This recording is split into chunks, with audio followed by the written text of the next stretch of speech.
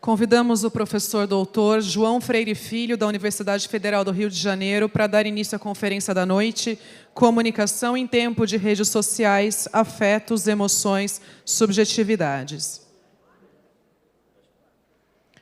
João Freire Filho é professor do Programa de Pós-Graduação da Escola de Comunicação da Universidade Federal do Rio de Janeiro, é autor do livro Reinvenções da Resistência Juvenil, os estudos culturais e as micropolíticas do cotidiano. Organizador de uma dezena de livros, entre os quais destacamos A Promoção do Capital Humano, Mídia, Subjetividade e o Novo Espírito do Capitalismo. Atualmente, seu trabalho de pesquisa investiga a construção discursiva da adolescência e da juventude em revistas semanais de informação. Boa noite a todos. Queria iniciar agradecendo o convite da direção da Intercom para proferir essa conferência de abertura. Eu devo dizer que eu considero um desafio de falar agora, depois de um show, é uma experiência meio inédita para mim, né, de falar de assuntos sérios e tratar de questões sérias agora, depois desse clima festivo que nós vivenciamos aqui. Eu vou, dado o adiantado da hora, eu não costumo ler as minhas apresentações, mas para a gente não varar aqui à noite, eu vou tentar me ater a ler o texto para conseguir ficar num tempo razoável, a gente não aprofundar muito noite adentro. A escolha central do tema dos congressos da Intercom em 2013, Comunicação em Tempo de Redes Sociais, Afetos, Emoções, Subjetividades, é extremamente oportuna.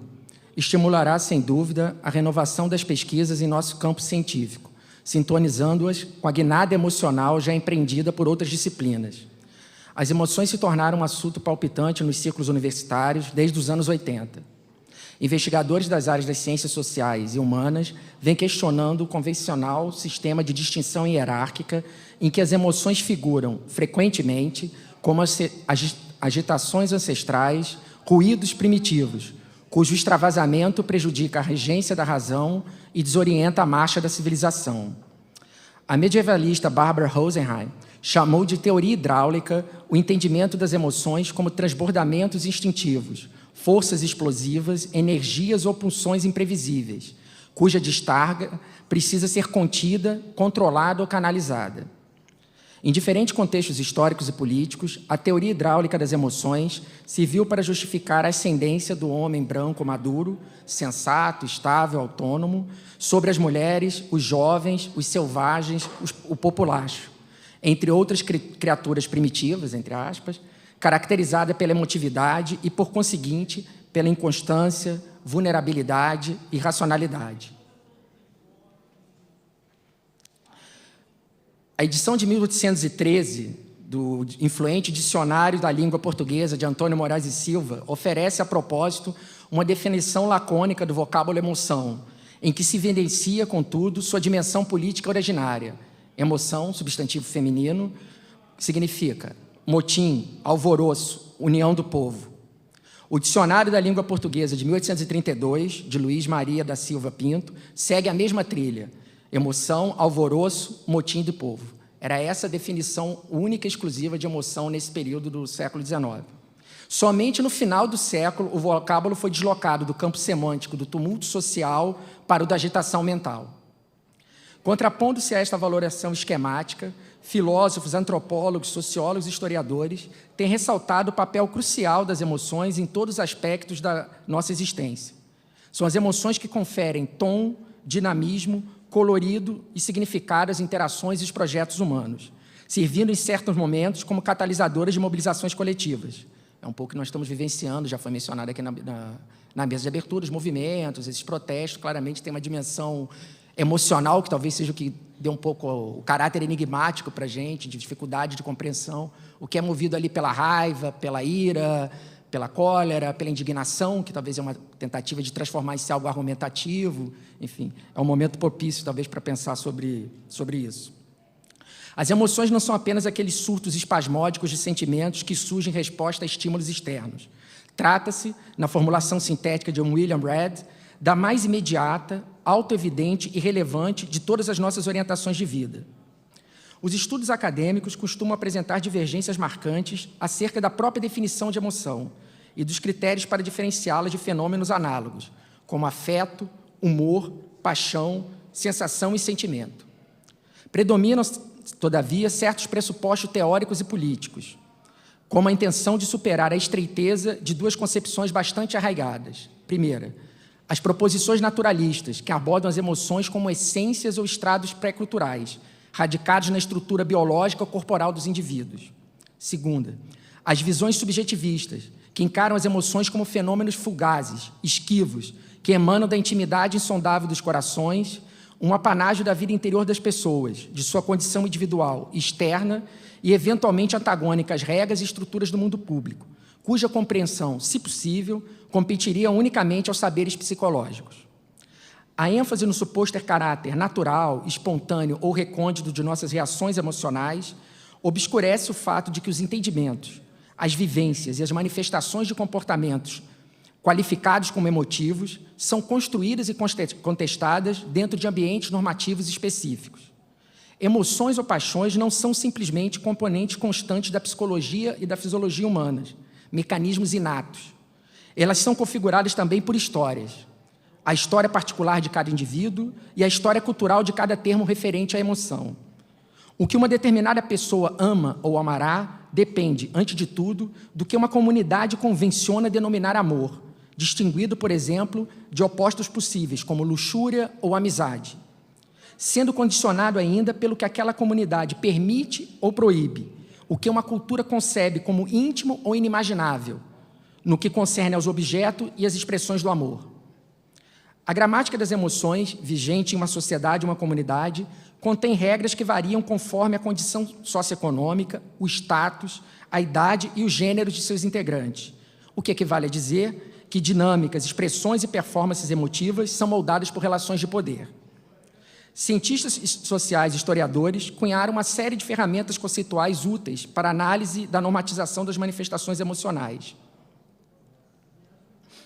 Em uma clássica investigação etnográfica, Ali Hochschild examinou as técnicas e os custos humanos do trabalho emocional efetuado por aeromoças, que precisavam aprender a administrar o coração para, em vez de simplesmente sorrir, sentir-se contente de fato diante dos vários tipos de passageiro com os quais lidavam, mesmo os mais inconvenientes. Peter Stearns e Carol Stearns propuseram a incorporação, no âmbito da pesquisa historiográfica, do estudo da emocionologia, é um neologismo, né, emotionology em inglês, que seriam atitudes ou padrões que uma sociedade ou um grupo definido dentro de uma sociedade mantém em relação a emoções básicas e a sua apropriada expressão. William Redd, também historiador, destacou a importância da análise tanto dos regimes emocionais, isto é, dos códigos de expressão e de repressão criados e reforçados por sociedades e governos, quanto dos refúgios emocionais, espaços físicos e sociais que oferecem oportunidade para expressões emocionais não sancionadas pelos regimes dominantes. Conferindo mais dinamismo e foco aos modelos anteriores, Barbara Rosenheim ressaltou a multiplicidade de estilos e condutas emocionais que, frequentemente, coexistem na vida social. Em vez de um único conjunto de regras que governam a vida emocional em uma determinada sociedade, a autora argumenta que existem, em qualquer momento observado, múltiplas comunidades emocionais, isto é, grupos de pessoas movidas por interesses, valores, julgamentos e estilos emocionais comuns ou similares. As comunidades emocionais são reguladas pelos que os indivíduos nelas inseridos definem e classificam como válido ou perigoso para a existência da comunidade. Os julgamentos que constroem acerca das emoções de outros grupos e os modos de expressão emocional que elas esperam, encorajam, toleram e deploram. Apesar de ter sido elaborada originariamente para tratar da Idade Média, a noção de comunidade emocional de Rosenheim me parece particularmente profícua, graças ao seu caráter pontual e dinâmico, para a análise da multifacetada paisagem emocional da internet. Eu já venho, desde o ano passado, explorando esse território, em algumas investigações. Eu concluí uma pesquisa agora que era sobre a interdição das assim chamadas emoções negativas nas comunidades virtuais de pacientes com câncer, blogs de pacientes com câncer, como se tinha uma interdição da tristeza, a expressão da tristeza e da raiva nesse ambiente virtual. Eu cheguei a cogitar e falar sobre isso aqui, mas seguindo um conselho, uma advertência da Mari Alva sobre qual era o perfil do público, da maioria do público que me esperava aqui, eu resolvi mudar, então, o tema e falar de um outro tipo de comunidade, onde, pelo contrário, a raiva não só é acatada, como é encorajada e incentivada, que são as comunidades de fã, né? Mais especificamente, nessa apresentação, eu vou tratar das expressões de amor e de ódio partilhadas e debatidas na comunidade emocional formada por fãs e antifãs de 4 expoentes do mercado musical juvenil: as cantoras norte-americanas Demi Lovato, Miley Cyrus, Selena Gomez e Taylor Swift. Todas elas possuem legiões de admiradores e de detratores no Brasil, sempre disposta a exprimir afinidades e aversões por intermédio de discursos e de imagens com elevada carga emocional. Quais são os argumentos e os recursos expressivos usados pelas adolescentes para propagar o amor ou o ódio pelas estrelas do pop internacional? Que conexões significativas é possível estabelecer entre a comunicação passional das fãs e a prevalência de ideais sociais de feminilidade e de autenticidade? Estas são as questões interrelacionadas que busco responder ao longo da pesquisa, fundamentado na premissa de que as celebridades teen globalizadas funcionam como quadros midiáticos de referência, com base nas quais as garotas brasileiras podem avaliar, discutir, moldar e regular moralmente suas próprias condutas e aspirações. Eu vou tratar aqui de um universo empírico com o qual eu já me encontrava razoavelmente familiarizado. Em um projeto de pesquisa anterior, eu havia examinado como a revista Capricho, um misto atraente de manual de etiqueta, literatura de autoajuda e catálogo de compras, reiterava a cada 15 dias uma imagem intrincada da adolescente ideal, autêntica, responsável, segura de si, emocionalmente equilibrada, saudavelmente preocupada com o visual, atraente para os garotos, nos termos da revista, sexy sem ser vulgar, admirada pelos colegas, uma celebritinha na sua turma. Debrucei-me durante 2 anos sobre as técnicas de autocontrole emocional e de autoapresentação aliavadas pela Capricho. Pouco tempo depois, orientei a dissertação de mestrado de Renata Tomás, que está em algum lugar por aí, a respeito do gibi Luluzinha Teen e sua turma e da revista Atrevidinha, artefatos midiáticos que reconheciam, definiam e moldavam a ascensão de um novo grupo etário, os tweens, nomenclatura aplicada pelo jornalismo e pela publicidade para designar os pré-adolescentes empoderados. As celebridades recebiam grande destaque nas páginas de Atrevidinha, endereçada a meninas entre 7 e 12 anos. Eram sempre jovens, belas, brancas e ricas, e, em geral, nascidas nos Estados Unidos. No período analisado por Renata Tomás, setembro de 2009 a fevereiro de 2010, de um total de 44 bandas e artistas mencionados, apenas 8 eram brasileiros. As personalidades femininas mais prestigiadas foram justamente as artistas de que vou tratar aqui. Em primeiro lugar, Selena Gomez, em segundo, Miley Cyrus, terceiro, Taylor Swift, quarto, Demi Lovato. Com exceção de Taylor Swift, todas estrelavam seriados no Disney Channel, na época da pesquisa. Não foi pela mera comodidade do conhecimento prévio, contudo, que resolvi analisar as relações de amor e ódio das garotas brasileiras com as estrelas do pop internacional. Um singelo experimento pedagógico realizado com a turma de Teoria da Comunicação 3, na Escola de Comunicação da UFRJ, no início do semestre, foi decisivo para a escolha do meu objeto de investigação. Solicitei aos alunos, cuja idade variava entre 18 e 21 anos, que preparassem uma pequena redação, definindo, com as suas próprias palavras, sem auxílios de dicionário, enciclopédias ou referenciais teóricos, o que significava ser fã. O material se revelou, em alguns casos, bastante mais elucidativo do que as explanações formuladas dentro dos parâmetros acadêmicos de concisão, coerência e objetividade. Os textos preparados pelos estudantes ressaltavam, de maneira consciente ou inconsciente, os investimentos afetivos da idolatria e os embaraços para lidar com a própria condição de fã. Entre as 23 descrições, a elaborada por Evelyn, de 18 anos, me chamou particularmente a atenção.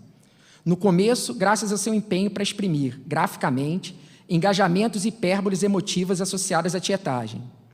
Uma constelação de marcas visuais, palavras com iniciais maiúsculas, escritas com caixa alta ou em negrito, buscava traduzir a intensidade do amor e da devoção das fãs. Reiterados pontos de exclamação sinalizavam experiências entusiásticas. Reticências analisavam momentos de compaixão ou ternura. Eu vou pular a leitura do texto, mas é quase um manual, uma cartilha do que significa ser fã, na visão dessa aluna, que também era ela própria fã, né, de alguma dessas artistas, por sinal, do que eu vou tratar aqui. só para mostrar a parte gráfica de como isso funcionava. Mas o que me intrigou mais ainda é que o texto foi encaminhado por e-mail e ele finalizava com um PS. Vinha assim: segue em anexo a foto de uma Directioner queimando um pôster da Taylor Swift, com ponto de exclamação. Peguei em um grupo do Facebook de fã do One Direction. Eu até tentei recuperar essa imagem, mas não achei. Era uma garota com um pôster queimado na mão da Taylor Swift. Aquela não era certamente o tipo de imagem encontrável em meu antigo acervo da Capricho.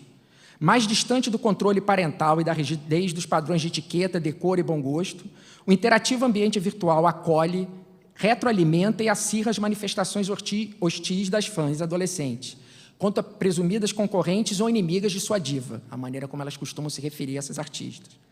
A dinâmica das interações belicosas entre as fãs funciona geralmente assim. Em seu blog, Vicky posta uma mensagem rastificando a repulsa por Selena Gomez. Eu fico um pouco constrangido de ler o conteúdo, mas vai. Eu odeio essa garota, odeio demais. Ela, além de tudo, ela é uma falsa com todos. Tenho uma raiva imortal dela. Acho que nunca vai acabar chorando de raiva dessa falsa idiota. A execração, motivada sobretudo por ciúmes do cantor Justin Bieber, suscitou comentários aprobativos e discordantes. De início, ocorreu um bate-boca entre Pamela, fã de Selena, e Gloomy, Sally Hater. As haters são as que odeiam, essas são as que odeiam especificamente a Selena Gomez. Há várias. Logo em seguida, a discussão convergiu para uma troca de ofensas entre Pamela, a intrusa, e Vicky, criadora do blog, apoiada por outros Sally Haters. Vocês conseguem ver a leitura? Eu não vou precisar ler, né? Tá.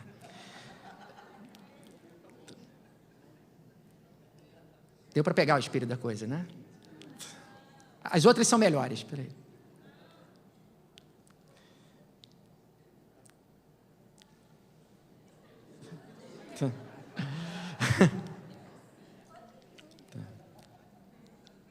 Encerrou com esses termos aqui, tá? Já que pediram para ler, a outra se referia lembrando que são pré-adolescentes, né? Criatura é o teu cu, sua vadia dos infernos. Vai se fuder, sua piranha vagabunda. E burrinha é a velha da sua mãe, que foi burro bastante para dar luz, para te dar a luz, sua corna.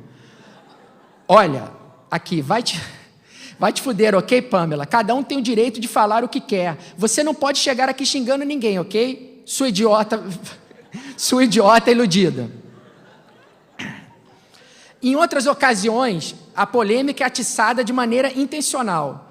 Alguém lança no Yahoo Respostas, por exemplo, uma indicação provocativa. A Selena Gomez é uma vadia? Ô garota cebosa, eu sinto pena dela, guria invejosa e nojenta. Fica com aquela boca borrada de batom pagando de virgem, e é uma vadia. O texto eleito como melhor resposta a essa interrogação tinha um espírito conciliador. Eu também não curto muito ela, mas também não precisa ficar xingando ela, né? Cada um tem o seu gosto. Boa noite. Era um diplomata, né?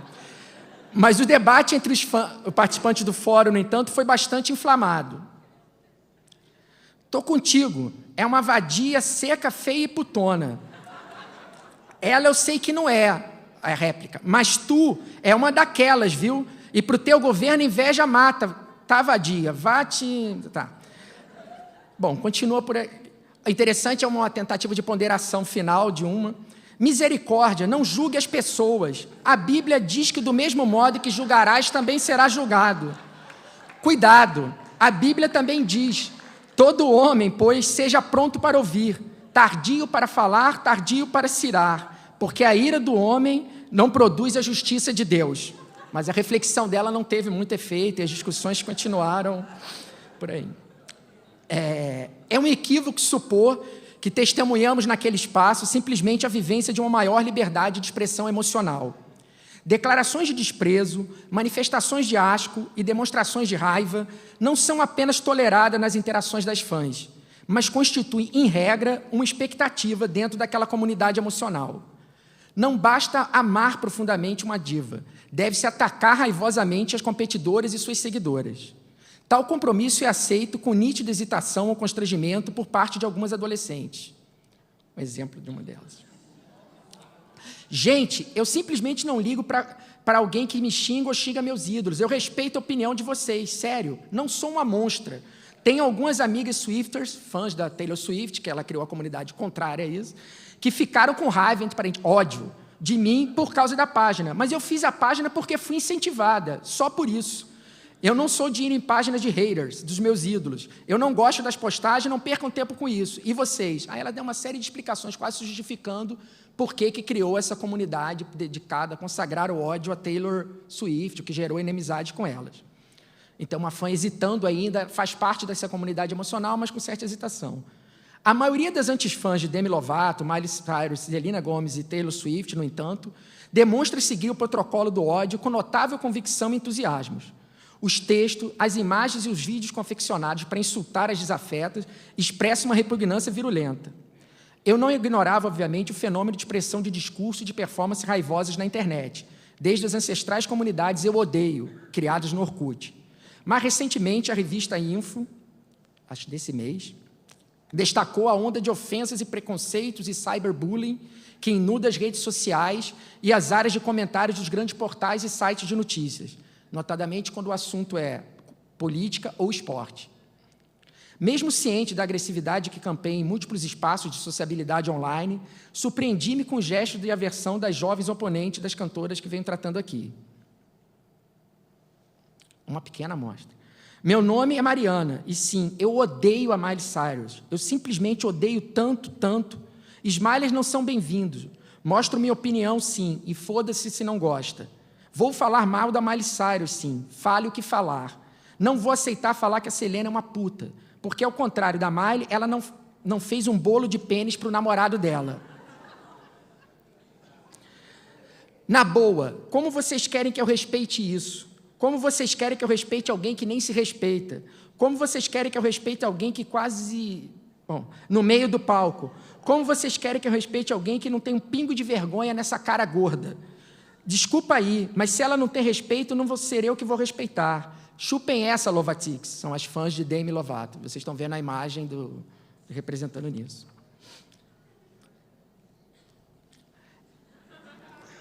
Agora é convocando ao ódio em relação a uma outra fã. Essa menina aqui é Lovatic, então a odeiem, por favor. Vem o endereço do Twitter da menina. Ela é Rusher, que é fã de uma boys band, né? Big Time Rush. Uma coisa que eu odeio também, bando de viado e Selenator, outra puta amiga da gorda. Essa é uma amostra não mais das mais radicais desse tipo de expressão. Em vez de propor explicações psicológicas para o fenômeno do ódio.com, como fizeram os autores da matéria da Info, preferi examinar os fundamentos morais da indignação e das investidas furiosas das antifãs, identificando os valores articulados e as crenças acionadas. Meu interesse era, mais especificamente, esmiuçar as conexões entre a comunicação passional das fãs e a prevalência de determinados ideais de autenticidade e de feminilidade. Para o desenvolvimento da minha análise, apoiei-me em trabalhos do campo da filosofia e da antropologia e da história, que salientam a peculiar dinâmica cognitiva que separa as emoções de apetites, prazeres, sensações ou humores. De acordo com essa perspectiva analítica, as emoções são fenômenos sensíveis vinculados a processos avaliativos. Incorporam pensamentos a respeito do nosso próprio bem-estar e do daquelas pessoas e coletividades, próximas ou distantes, com as quais efetivamente nos importamos, ainda que de maneira inconsciente. Eu vou mencionar aqui 3 citações de figuras representativas, uma do campo da antropologia, uma da filosofia e uma do campo dos estudos literários, que frisam essa conexão, muitas vezes negligenciada, entre emoção e cognição, para tentar dar uma compreensão do sentido, a emoção como uma forma específica de pensamento. A primeira é da Michele Rosado, que é um trabalho clássico sobre antropologia. Emoções são pensamentos de alguma maneira sentidos em rubores, pulsações, movimentos de nossos fígados, mentes, corações, estômagos, peles. São pensamentos incorporados, pensamentos atravessados pela percepção de que estou envolvido. A distinção entre pensamento e afeto traduz, portanto, a diferença entre a mera escuta do choro de uma criança e a escuta sentida, como aquela que ocorre quando alguém percebe que há perigo envolvido, ou que a criança que chora é o próprio filho. Definição da Michele Rosado. Agora da filósofa Martha Nussbaum. Se eu sucumbo temerosamente às pressões de um chantagista, aquele medo não é apenas um impulso elétrico que me abala internamente. Seu caráter doloroso deriva dos pensamentos que contém sobre o estrago que eu posso enfrentar. Se eu ataco uma pessoa que acabou de violentar meu filho, a minha raiva, repetindo, não é um mero impulso insensato. Ela envolve um pensamento acerca do terrível dano que meu filho acabou de sofrer e acerca da incorreção do ato do agressor. Não ficamos com raiva por causa de gestos insignificantes de desdém, ou quando ficamos, é porque os julgamos mais relevantes do que são. Às vezes, de fato, a experiência revela padrões de avaliação a respeito dos quais não tínhamos ciências. A reação de uma pessoa perante a morte de um amigo pode informá-la sobre o real valor daquele indivíduo em sua vida.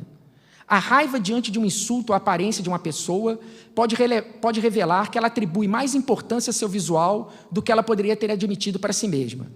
Definição da Martha Nussbaum, que talvez seja a que dê mais ênfase a essa dimensão cognitiva. Para ela, emoção é pensamento. A definição agora é do Adam Potke, que tem um trabalho sobre história da alegria, do conceito de alegria, The History of Joy.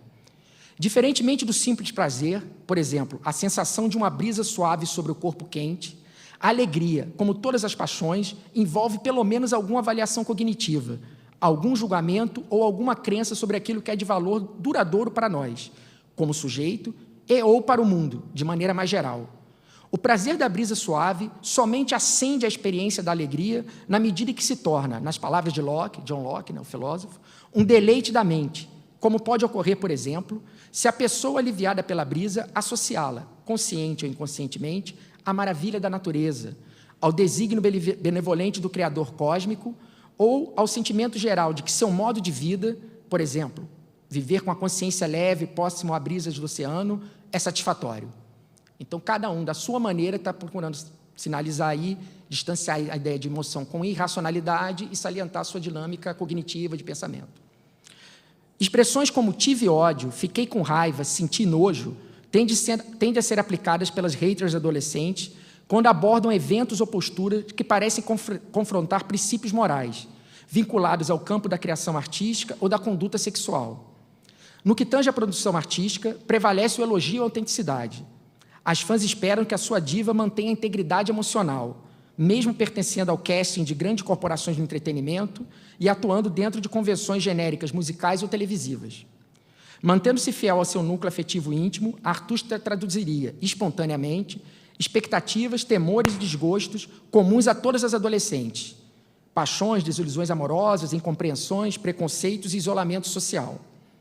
Ao enfatizar a dimensão autobiográfica de diversas canções, Taylor Swift e Demi Lovato reforçam a crença de que aquelas obras foram concebidas com o intuito de externar sentimentos verdadeiros, suscitados por experiências marcantes, em vez de basearem-se no apego a fórmulas musicais de êxito já comprovado.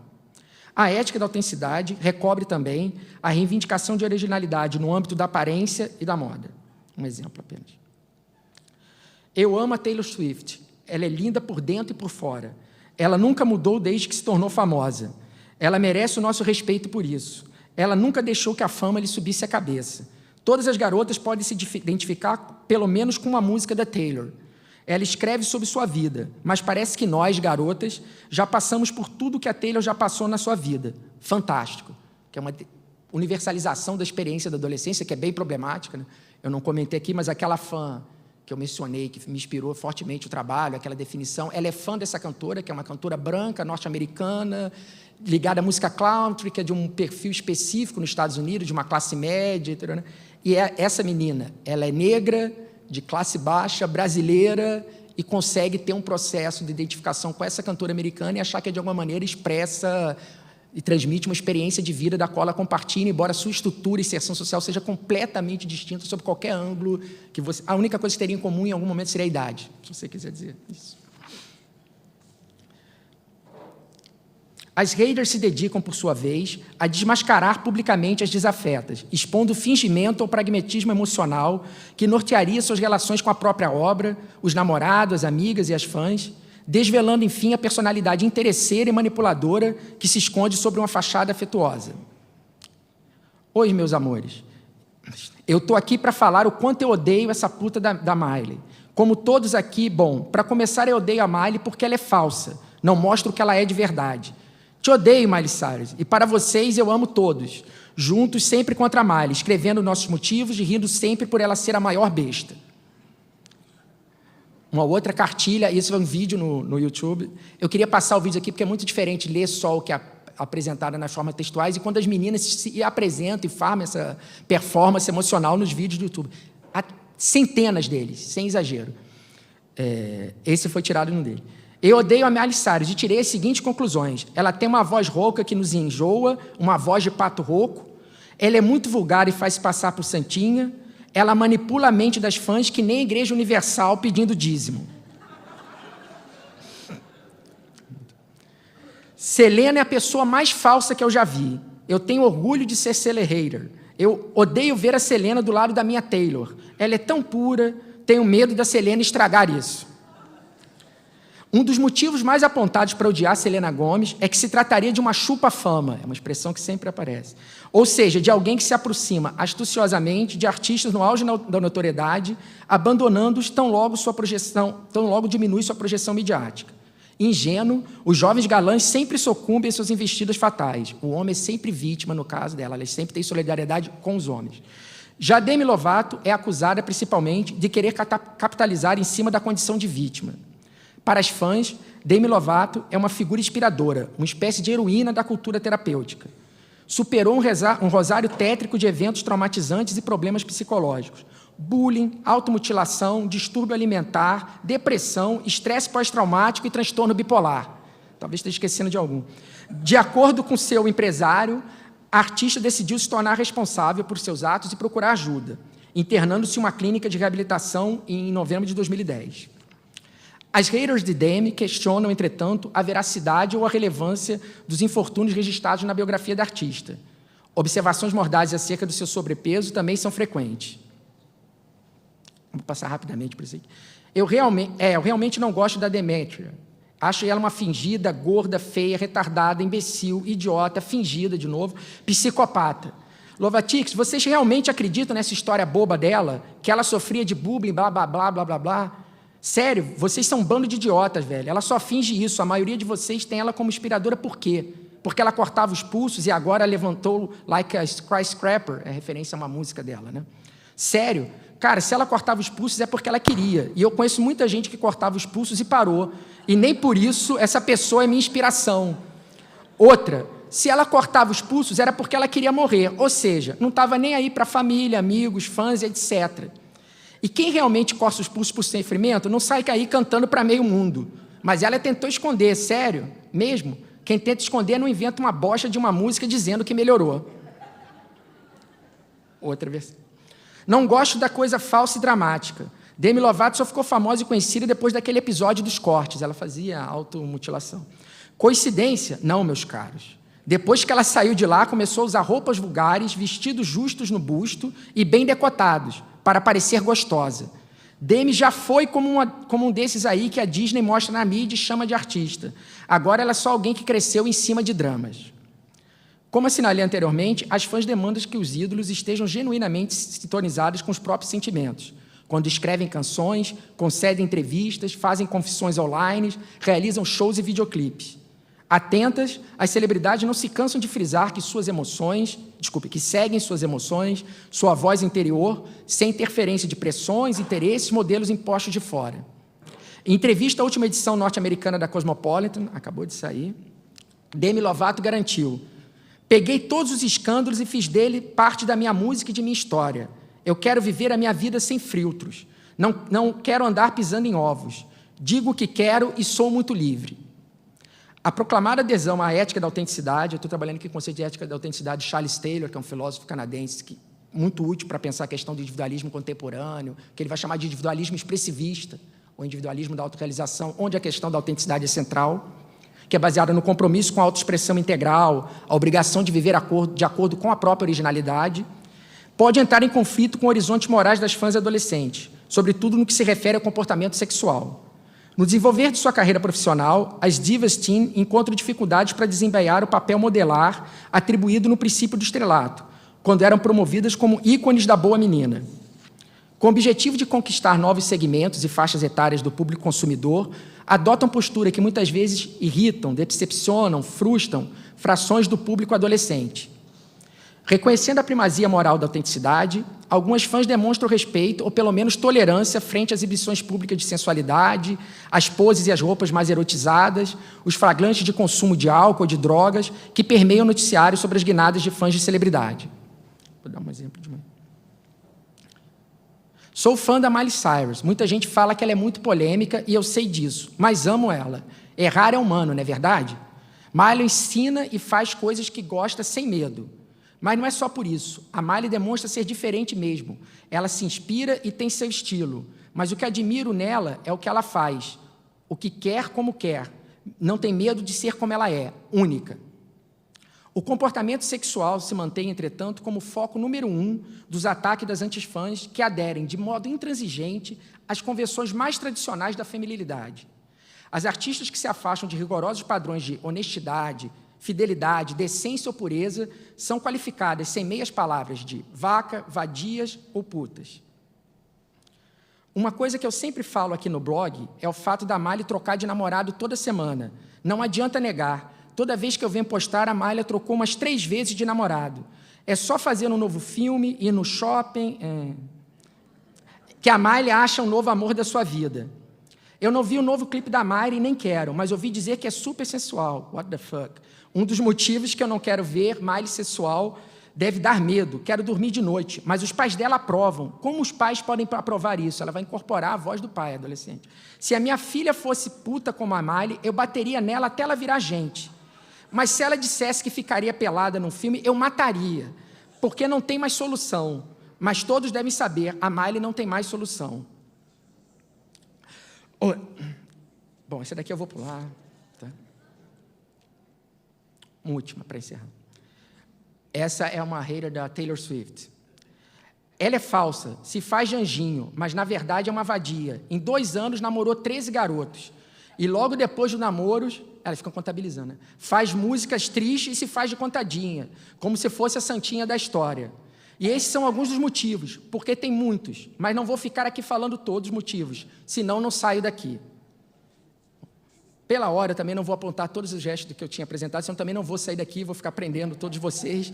Eu vou fazer uma síntese do que era a continuação do artigo, né, do que eu imagino desse objeto, cuja primeira reação que a gente tem pode ser uma de perplexidade, indignação em relação ao comportamento dessas adolescentes. Eu fiz um outro experimento, não pedagógico, mas doméstico, familiar, eu mostrei isso para minha mãe, para ver qual era a reação dela diante. Ela interpretou como sendo o fim do mundo, esse é o sinal dos tempos, é isso que é a nova geração, mais jovens e tal. É uma maneira de fazer uma leitura, que seria uma leitura moralista da moralidade dessas fãs, que não me parece que é o caso. Aquela autora, a Barbara Rosenheim, que eu fiz referência antes, uma das questões que ela frisa é que a gente pode fazer, pode não, em geral, fazemos e transitamos por várias comunidades emocionais diferentes. Então, essas mesmas jovens que se portam dessa maneira, com esse vocabulário, no seu ambiente escolar, né, eventualmente na igreja, que vão frequentar, no clube, vão aderir a outros padrões emocionais que são valorizados naquele momento. O que me interessou é que há um espaço, diferentemente das blogs lá das pacientes com câncer, que eu analisei, que também é eminentemente feminino, para a expressão da raiva nesses termos.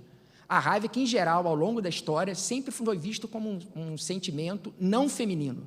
A raiva sempre foi vista por demandar a ideia de ser um sentimento ativo, de agressividade, como um sentimento masculino. Como é que você tem essa possibilidade? Isso tem várias interdições ao longo da história, com explexões, desde considerações, especulações filosóficas, até tentativas de explicações científicas. Para dar um exemplo, no século XVIII dizia que a mulher lactante, se ela tivesse alguma demonstração de raiva pela sua criada, né, sua empregada, ou pelo marido, aquilo azedava o sangue e o seu filho poderiam morrer. Então, imagina o que era a responsabilidade e a obrigação de conter a raiva que ela tinha naquele momento. Poderia ser literalmente fatal para o seu ente querido. Até hoje, você tem uma série de estereótipos que circundam essa manifestação específica emocional, a raiva, né? Então, me pareceu interessante estudar essa comunidade por isso. Uma das possibilidades de desdobramento desse trabalho seria estudar outras comunidades emocionais de fãs, góticos, por exemplo, onde talvez a padrão emocional valorizado seja a tristeza, que também é interditada naquelas comunidades que eu falei, das pacientes com câncer. É proibido ficar triste ou manifestar tristeza, mesmo diante de uma doença potencialmente fatal. Isso ficou muito claro na pesquisa que eu fiz. O meu interesse, no momento, não é esse, não tenho ideia assim, de estudar outras comunidades de fã, pelo menos por enquanto. Dentro da linha de pesquisa com a qual eu estou acostumado a trabalhar, que seria essa de mídia, emoção e moralidade. Deu para ficar claro que é por essa linha que eu pretendo tratar. E eu continuei interessado com a questão da raiva. E houve uma coincidência, não sei se posso falar como feliz coincidência, que como eu passei esse semestre inteiro lendo exclusivamente sobre raiva, do ponto de vista histórico, antropológico, a eclosão dos movimentos, das manifestações e dos protestos aqui no Brasil. Então, confesso que foi difícil para elaborar o paper, eu estou em dívida até com a Amarava, não entreguei o texto final para o livro até agora, por isso, porque no período que eu estava escrevendo isso, eu ficava atento ao noticiário, porque era meu tema de trabalho acontecendo ali, né? Eram explosões de raiva, de cólera. Não é a única chave explicativa, obviamente, para entender isso, mas está presente. Eu não sei se vocês chamou a atenção de vocês, mas a única imagem na primeira semana dos protestos, das manifestações, que a Globo frisou, deu algum destaque proposital, porque ela tinha uma capacidade incrível de mostrar horas de manifestação. Você mostrar um cartaz, ou você ouvir uma fala do que estava acontecendo efetivamente nas ruas, uma imagem que ela parou e fez uma marcação gráfica assim, para destacar, era um rapaz que tinha escrito na camisa assim, ódio puro concentrado. Lá no Rio de Janeiro, picharam nos muros, há vários muros picharam assim, mais ódio, por favor. Principalmente na imprensa estrangeira, eu vi isso na imprensa de língua inglesa, francesa e espanhola. Botei Brasil, manifesto, protesto e variações dos termos usados nesses idiomas para raiva. Então, cólera, que é mais usado em francês, ira em espanhol, e raiva mesmo, né? Anger em inglês. A maior parte das manchetes, das matérias de jornal e dos telejornais lá, sempre apareciam desses termos. E o espanto, quando eles estavam todos preparados, já deviam ter suas matérias de gaveta, para falar da felicidade, da alegria no Rio, durante a Copa das Confederações, de você ter uma eclosão de uma manifestação, de uma emoção totalmente imprevista. Não que não houvesse alegria durante as passeatas, essa certamente também era uma manifestação presente. O que não havia é felicidade, que não é a mesma coisa de alegria, é uma outra coisa que eu venho, oficialmente, até o meu projeto de pesquisa, que eu venho tratando, mas não era felicidade no sentido de contentamento, que se esperava que fosse encontrar aqui. Havia alegria das pessoas juntas, em comunhão, participando dali, mas havia muita raiva, muita ódio, muita cólera, indignação naqueles movimentos. Essa é uma coisa que me interessa estudar, não como sendo as redes sociais deflagradora disso, mas um espaço importantíssimo, como uma comunidade emocional em que isso foi legitimado, compartilhado e expresso. É mais ou menos isso, pessoal. Obrigado.